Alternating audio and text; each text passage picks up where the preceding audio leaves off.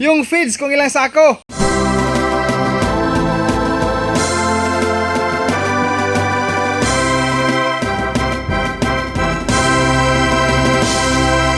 Pa rin ang ginagawa ng mga buyers dito sa amin.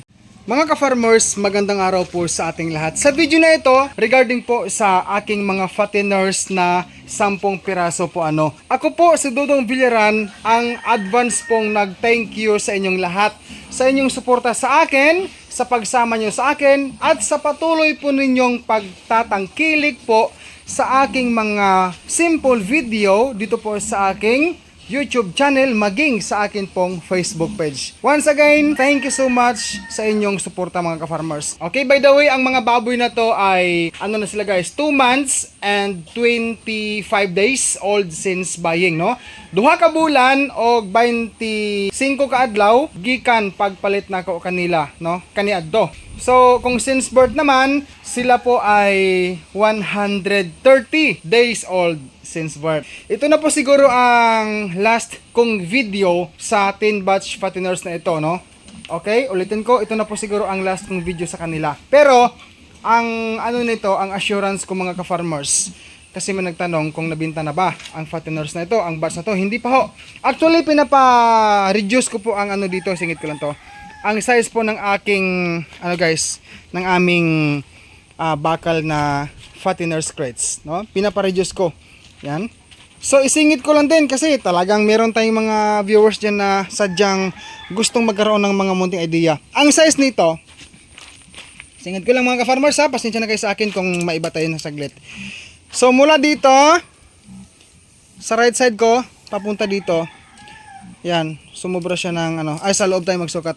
Yan, sa loob. Yan. 15 inches. Tapos dito naman, from my right side, going to my left side, 43 inches. Okay? Tapos mula sa baba, from down to upper, pasensya na ho kasi medyo nahirapan ako magkamera eh. Yan. 28 o 29? Ayan. Kanina 28 to ah. Ayan. Sobra ng 28 inches, no? Abot siyang 29 inches. Yan, so ito po ay para talaga sa fatteners. Pina-reduce ko ang size nito kasi mabigat ang baboy. Lalo na po kung umabot halimbawa ng 95 kilos to 100 kilos mahigit ang aking fatteners halimbawa lang. Masyado pong mabigat ano, kaya pina-reduce ko ang crates na yon. Bayaw ko po ang pinagawa ko niyan.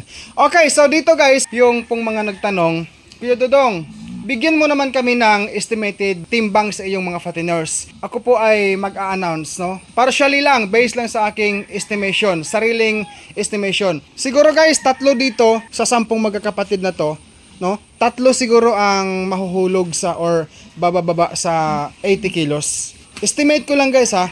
Tapos 7 siguro ang lampas po ng 80 kilos. Yan po ang aking partial na assurance regarding po sa aking self estimation sa mga fatteners na to. Disclaimer lang, estimation lang ni Dodong, not exactly, no?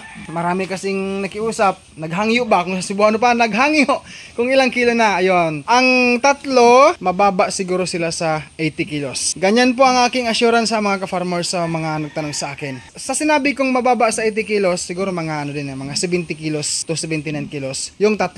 Yung feeds kung ilang sako. Actually mga ka-farmers, ang aking natatandaan, hindi ko pa naman talaga na double check ang aking listahan. Sa bawat expenses ko, sa fatteners from buying date, kung bumili ako ng biik, bukod ang listahan ng expenses ko.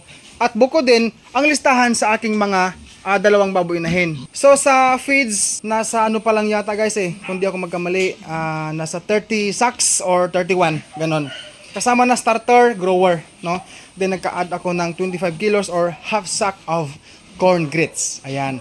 So ngayon po ay kasalukuyan po akong nag mamasid sa kanila.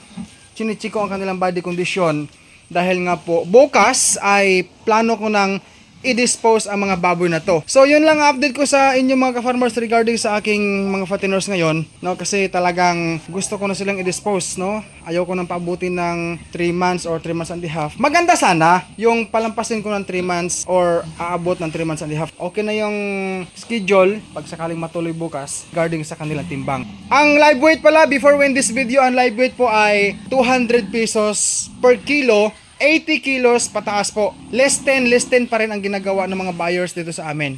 So, hindi na po tayo magtatagal. Ako po si Dodong Bilaran. Ang patuloy pong nag-thank you sa inyong lahat sa inyong pagtangkilik po, no, sa inyong suporta sa akin. Ang King's Vita Plus Animal Feed Supplement mabibili po sa Agribit stores nationwide. Kung hindi ito available sa inyong lugar, maaari po kayo mag-direct order sa Shopee sa KBM Agribit Lines. Pwede rin sa Facebook page ng King's Vita Plus Animal Feed Supplement. Link nila ay nasa description. O pwede po kayo mag-text o tumawag sa kanilang cellphone number 0917-795-0220. Available po ang COD or cash on delivery. Mabuhay po kayong lahat mga ka-farmers. God bless us all. Peace out everyone.